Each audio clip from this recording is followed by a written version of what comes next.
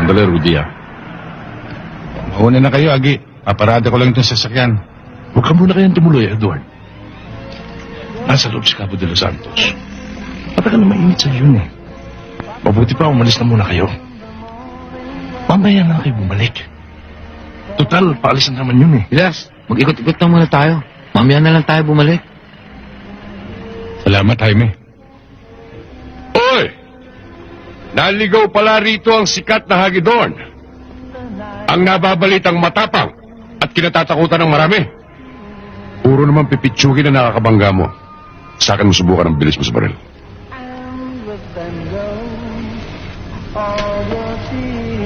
Bumaba ka, Hagidorn. Bumaba ka at magkasubukan tayo.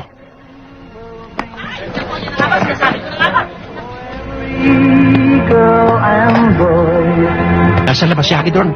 Mukhang mapapasaba. Cabo, wala tayong dapat pag-awayan. Wala naman akong atraso sa'yo. At isa pa, wala akong bubunuting baril. Huwag niyo na akong lokohin. Alam kong lagi kang may kargada.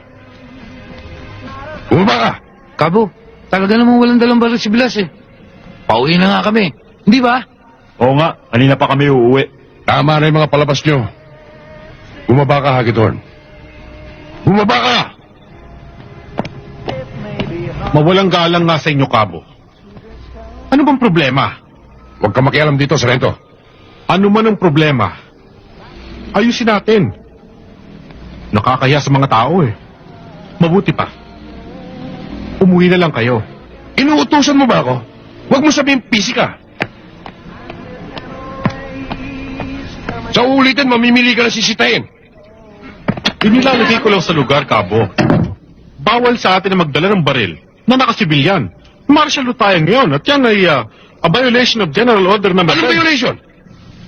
Cabo, kung di kita mapapakiusapan, mapipilitan akong dalhin ka sa headquarters. Ganun, ha?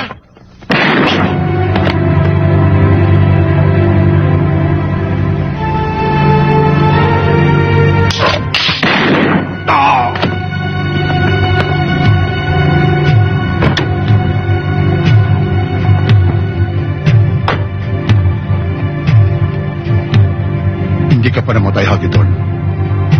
Hayop ka.